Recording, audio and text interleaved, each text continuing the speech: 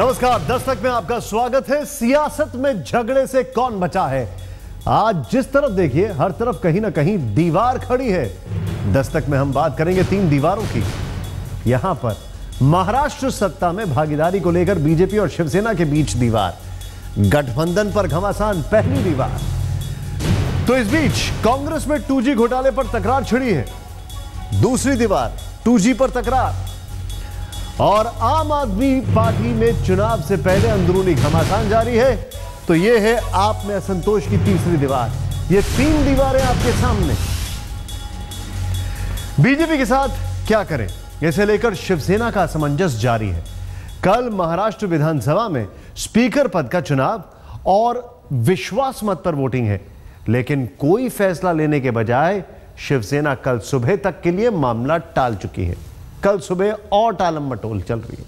खबर है कि महाराष्ट्र के सीएम देवेंद्र फडणवीस ने उद्धव ठाकरे से बात कर स्पीकर पद से शिवसेना प्रत्याशी वापस लेने की मांग की। बगैर किसी लाग लपेट के बात करने वाली शिवसेना के सामने ऐसी उहापोह की स्थिति शायद ही कभी आई होगी।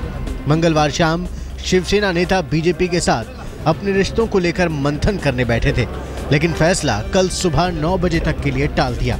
यानी अब कल 9 बजे शिवसेना अपने विधायकों को बताएगी कि स्पीकर चुनाव और विश्वास मत में उन्हें क्या करना है। और आज शिवसेना पक्ष प्रमुख उद्धव जी ठाकरे, उन्होंने जो विधायकों को मार्गदर्शन किया वो हमारा अंतर्गत अंदरूनी मामला है। इसके बारे में कोई प्रतिक्रिया, कोई भाष्य मैं नहीं कर सकती हूँ।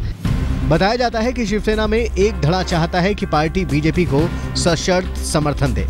ये भी कहा जा रहा है कि उद्धव ठाकरे पर कई विधायकों का दबाव है। ऐसे में पार्टी को डर है कि कहीं सुरेश प्रभु जैसी स्थिति और पैदा न हो। सूत्रों के मुताबिक शिवसेना के 2 नेता रामदास कदम और दिवाकर राउते फार्मूला निकालने के लिए सीएम फडणवीस से मिले थे, लेकिन बात नहीं बनी। बीजेपी और शिवसेना में जारी सियासी घमासान के बीच अब शक्ति परीक्षण की घड़ी और करीब आ गई है।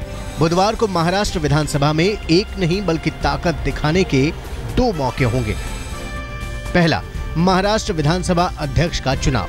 दूसरा, फडणवीस सरकार का विश्वास मत। यह शिवसेना और बीजेपी के बीच जारी तनातनी का ही नतीजा है कि स्पीकर पद को लेकर त्रिकोणीय मुकाबला हो रहा है। बीजेपी से हरिभाऊ बागड़े उम्मीदवार हैं, तो शिवसेना ने विजय अवती को उतारा है।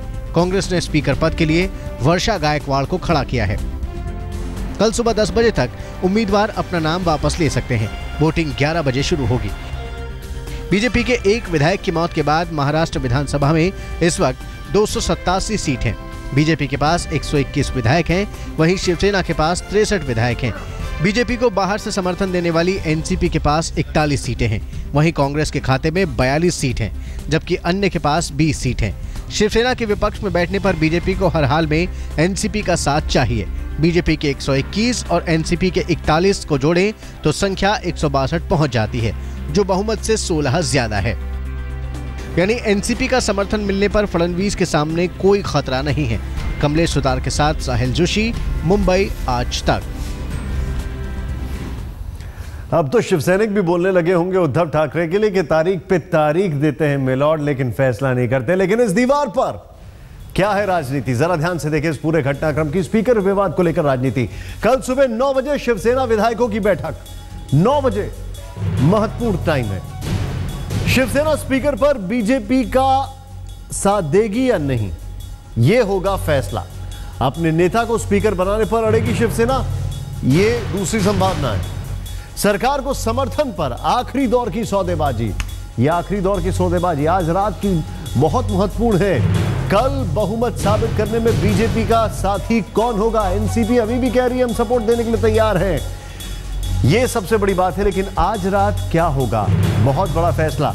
इस दीवार पे इस चीज को हटाते हैं, अब अगली चीज लेकर आते हैं। और दीवार पर ये 2 तस्वीरें देख रहे हैं आप। डॉक्टर हंसराज भारद्वाज ने एक ऐसा बयान दे दिया जिससे साफ हो गया कि कुछ न कुछ अंतरकलह है। बीजेपी शिवसेना की बात हमने कर दी, अब हम बात करने जा रहे हैं कांग्रेस की, जहां 2G घोटाले का जिन फिर निकल आया है। 2G आवंटन के वक्त कानून मंत्री रहे हंसराज भारद्वाज ने पूर्व वित्त मंत्री पी चिदम्बरम पर सीधा हमला बोला।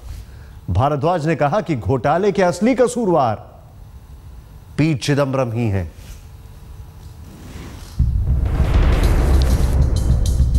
पी चिदम्बरम और हंसराज भारद्वाज।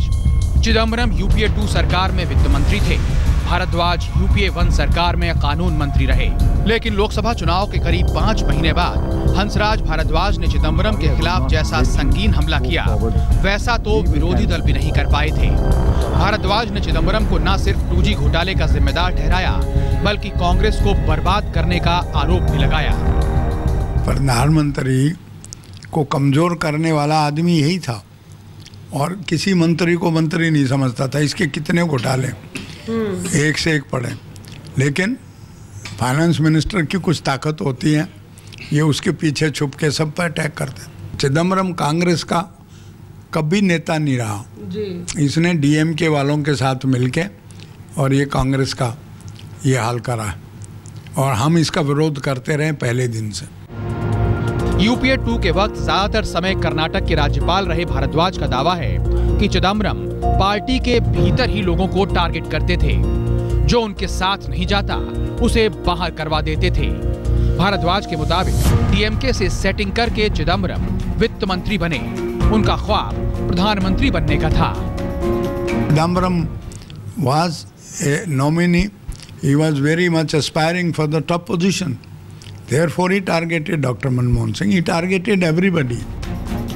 भारद्वाज के मुताबिक कांग्रेस में चिदम्बरम की हैसियत बिग बॉस जैसी थी।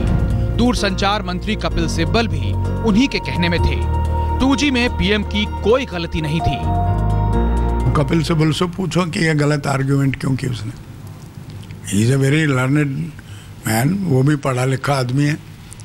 चिदम्बरम को जो फॉलो नहीं करा, he had no fate, no future in Congress. ये तो दुनिया जानती है, इसकी मोनोपोली थी इसकी। हंसराज भारद्वाज का खुलासा चिदम्बरम के दावे से बिल्कुल अलग है। इससे पहले चिदम्बरम ने कहा था कि 2G मामले में अगर पूर्व प्रधानमंत्री Manmohan Singh first come first serve वाले फैसले को रोक देते तो घोटाला नहीं होता। The 2G could have been handled differently in the sense that the Prime Minister could have put his foot down and said, I'm sorry, I will not let you go forward and follow the first come first served route. Hansraj Bhardwaj फिलहाल सक्रिय राजनीति में नहीं हैं, लेकिन वो जिस वक्त की बात कर रहे हैं उस वक्त वो कैबिनेट में हुआ करते थे, लिहाजा उनका खुलासा सनसनीखेज है। लेकिन बड़ा सवाल ये है कि इसके पीछे मकसद क्या है। क्या ये कांग्रेस के भीतर आपसी सिरफुटव्वल की शुरुआत है? दिल्ली से मौसमी सिंह के साथ आज तक ब्यूरो। लेकिन भारद्वाज जी अब पछताए होत क्या जब, खैर छोड़िए। हंसराज भारद्वाज के खुलासे से कांग्रेस और बीजेपी से तीखी प्रतिक्रिया हुई है। कौन क्या कह रहा है जरा देखें। शरद यादव की बोली से तो ऐसा लग रहा है जैसे किसी स्कूल के बच्चे का जिक्र कर रहे हैं। खैर चलिए आपको बताते हैं इस दीवार पर क्या है पूरा घटनाक्रम, जरा ध्यान से देखें। 2G और चिदम्बरम, सुब्रमण्यम स्वामी और प्रशांत भूषण ने चिदम्बरम की भूमिका की जांच की मांग की थी। बहुत आगे तक गई थी ये बात। चिदम्बरम को आरोपी बनाने की मांग कर रहे थे सुब्रमण्यम स्वामी, सुप्रीम कोर्ट तक पहुंचे थे। और 2G और चिदम्बरम का ये जो पूरा घटनाक्रम है, स्वामी के मुताबिक ए राजा की गतिविधि से वाकिफ थे चिदम्बरम। उनका यह कहना था कि कोई भी फाइल इनकी नजर से न होते हुए पास ना हो, ऐसा नहीं संभव है। स्पेक्ट्रम की दर तय करने में चिदम्बरम की भूमिका के ऊपर सवाल उठाए थे। 2G घोटाले के वक्त वित्त मंत्री थे चिदम्बरम। ये सारे घटनाक्रम इंगित करते हैं बीजेपी ने की थी चिदम्बरम के इस्तीफे की मांग। संसद के अंदर बहुत हंगामा हुआ था। बीजेपी ने जेपीसी में चिदम्बरम की पेशी की मांग की थी। सुप्रीम कोर्ट ने चिदम्बरम के खिलाफ जांच की मांग खारिज कर दी। यहां पर मामला सब खत्म हो जाता है। 2G और चिदम्बरम का यह है पूरा घटनाक्रम। अब हम आगे बढ़ते हैं और आपको इस दीवार के बाद अब अगला जो मामला है इस दीवार पर वो दिखाते हैं आपको। मामला है आपका। चुनाव की आहट आते ही आम आदमी पार्टी में घमासान की खबर आ रही है। एक एक कर विधायक चुनावी मैदान से दूर हटते जा रहे हैं।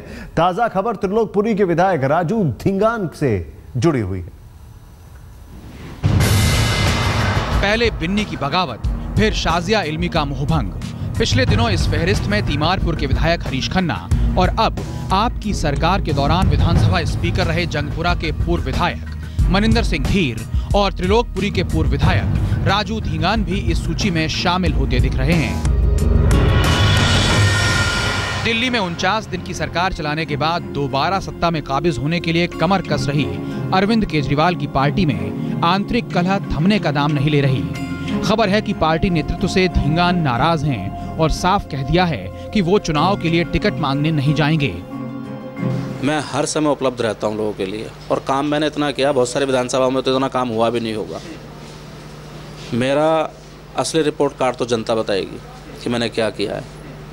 तो लोकप्रिय में इतने सारे मैंने काम करा लिए हैं जो बिना बजट के कराए हैं, और बजट वाले भी लगभग सारे पास करा लिए हैं। धींगान नाराज हैं क्योंकि त्रिलोकपुरी में बढ़िया काम करने और जनता से बढ़िया फीडबैक मिलने के बावजूद उनके टिकट काटने की बात फैलाई जा रही है। नहीं, अगर पार्टी मुझे नहीं चुनती है तो मुझे 1% बुरा नहीं लग रहा है, लेकिन हाँ बाकी हमारे साथ के जो लोग हैं, जनता जो है, उसको तो अफसोस होगा ही कि इतना अच्छा काम करने के बावजूद भी ऐसा नहीं होना चाहिए, क्योंकि मेरे पास सैकड़ों कॉल्स आ रहे हैं, लोग भी मिलने आ रहे हैं। हाँ वो तो है, जिसकी टिकट कटती है वही कहता है डेमोक्रेसी नहीं है पार्टी। अभी एक मिनट, अभी टिकट किसकी कटेगी किसकी नहीं कटेगी ये हमने डिसाइड ही नहीं किया, ये स्पेकुलेशंस मीडिया में चल रहे हैं। तो क्या आम आदमी पार्टी के भीतर आंतरिक लोकतंत्र खत्म हो गया, जिसे पार्टी अपनी खासियत के तौर पर पेश करती रही? क्या पार्टी और उसके विधायकों के बीच संवादहीनता की ऐसी खाई पैदा हो गई है कि विधायक चुनाव से ही तौबा करने में लगे हैं? अगर पार्टी का एक तबका कुछ विधायकों के खिलाफ मीडिया में उनके टिकट काटने की खबरें फैला रहा है, तो क्या पार्टी नेतृत्व को इसका जवाब नहीं देना चाहिए? क्योंकि बिन्नी हो या शाजिया, धींगान हो या धीर, सबका यही गिला है कि पार्टी में फैसले सबकी सहमति से नहीं हो रहे। चुनिंदा लोग फैसले लेते हैं, चुने हुए प्रतिनिधियों की बात भी नहीं सुनी जाती। जहाँ तक सरकार छोड़ने की बात थी, ये तो मैंने कहा, ये तो एक सच्चाई की बात है कि उसमें हमारी कोई भागीदारी नहीं थी। अभी मेरा कोई ऐसा विचार नहीं है कोई पार्टी मेरे को इनवाइट करेगी या नहीं करेगी। ये समाज सेवा मेरी भावना है, मैंने समाज सेवा करनी है, लेकिन जब कोई ऐसा वक्त आएगा, कोई पार्टी मेरे को अप्रोच करेगी, तो मैं उस समय इसको देखूंगा। हर जगह पर लोग मोदी को पसंद कर रहे हैं, उनके कामों को पसंद कर रहे हैं, एक नए विकास शुरू हो चुका है। जाहिर है जो खासियत आम आदमी पार्टी को दूसरे दलों से अलग करती थी, जिसकी वजह से पार्टी ने पिछले चुनाव में जनता का भरोसा जीता था, वो खासियत उसी के विधायकों की नजर में खत्म होती जा रही है। ऐसे में आगामी विधानसभा चुनाव में जनता का भरोसा जीतने में आम आदमी पार्टी को भारी दिक्कतें आ सकती हैं। प्रमिला दीक्षित के साथ पंकज जैन, दिल्ली आज तक। हालांकि यहां पर एक बात जरूर कहना चाहेंगे, वो ये है कि राजू धिंगान का जो काम था उसको लेकर आपका जो लीडरशिप है उसमें कई सवाल खड़े हो रहे थे, खासकर त्रिलोकपुरी में जिस तरीके से उपद्रव हुआ था उसके बाद, और इसी को लेकर ऐसी अटकलें भी लगाई जा रही थी कि शायद उनका टिकट कट जाए। उसके बाद स्वर बदल रहे हैं, लाजमी है। टैक्स पर कांग्रेस नेता और मशहूर वकील अभिषेक मनु सिंघवी की मुश्किलें कम होती नहीं दिखाई दे रही हैं। इनकम टैक्स सेटलमेंट कमीशन ने पिछले 3 सालों की उनकी प्रोफेशनल इनकम 91.95 करोड़ रुपए और जोड़ दी है और 56 करोड़ का जुर्माना लगाया है। हालांकि इस फैसले पर उन्हें फिलहाल कोर्ट से स्टे मिल गया। कांग्रेस के वरिष्ठ नेता अभिषेक मनु सिंघवी नई मुसीबत में फंस गए हैं। एक अखबार के मुताबिक कांग्रेस प्रवक्ता अभिषेक मनु सिंघवी पर टैक्स चोरी का आरोप लगा है और उन पर 56.67 करोड़ का जुर्माना ठोका गया है। रिपोर्ट के मुताबिक Singhvi income tax settlement commission के सामने खर्चों के दस्तावेज जमा नहीं करा पाए और अपने बचाव में अजीबोगरीब दलील पेश की। सिंघवी ने कमीशन से कहा कि उनके खर्चों के दस्तावेज दीमक खा गए। अभिषेक मनु सिंघवी ने कमीशन को यह भी बताया कि उन्होंने अपने कर्मचारियों के लिए 3 वित्तीय वर्षों में 5 करोड़ के लैपटॉप खरीदे। कमीशन की जांच में पता चला कि सैलरी शीट के मुताबिक सिंघवी ने अपनी सहायता के लिए वकील और प्रोफेशनल्स की 14 लोगों की टीम रखी है। ऐसे में लैपटॉप पर 5 करोड़ खर्च करने के लिए 40,000 की दर से 1250 लैपटॉप खरीदने होंगे। मामला कांग्रेस के बड़े नेता का है, लिहाजा बीजेपी ने बिना देर किए हमला बोल दिया। जिन लोगों ने काले धन पर प्रवचन दिया, उन लोगों ने अपने घर में कैसे काले धन बनाए, ये टिप ऑफ द आइसबर्ग है। लगभग 100 करोड़ का एक काला धन किस प्रकार से हिंदुस्तान में जनरेट किया जा सकता है, कांग्रेस के शीर्षस्थ नेतृत्व यह डेमोन्स्ट्रेट करके आज दिखा रही है।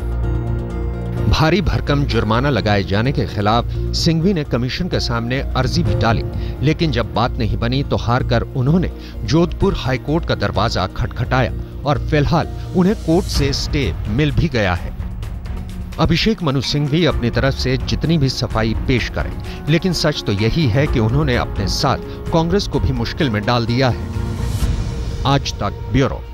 कूटनीति का एक अलिखित नियम है कि राष्ट्रपति की बीवी को छूना मना है, लेकिन लगता है रूस के राष्ट्रपति व्लादिमीर पुतिन इस सिद्धांत को भूल गए। बीजिंग में 21 एशिया पैसिफिक देशों के राष्ट्राध्यक्ष जुटे हैं। कल बीजिंग के एक्वाटिक स्टेडियम में कार्यक्रम के दौरान पुतिन चीन की प्रथम महिला पेंग लियुआन के करीब बैठे थे। दोनों के बीच हल्की औपचारिक बातचीत चल रही थी कि अचानक पुतिन उठे और चीनी प्रथम महिला के कंधे पर कोट रख दिया। कोट दिए जाने का अंदाज कैमरे में कैद हुआ। यह तस्वीर चीनी मीडिया और सोशल मीडिया पर छा गई हैं। दस्तक में बस इतना ही।